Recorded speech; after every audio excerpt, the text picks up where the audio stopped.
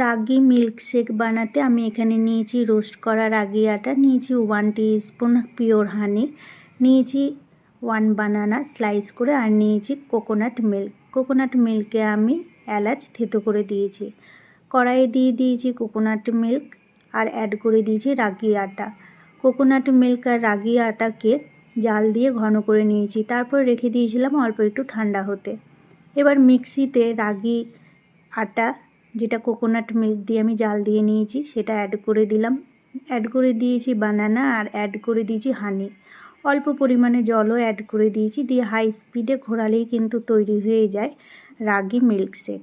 উপর দিয়ে আমি গার্নিশিং করে দিয়েছি ডেসিকেটেড কোকোনাট আর ডালিমের কয়েকটা দানা দিয়ে।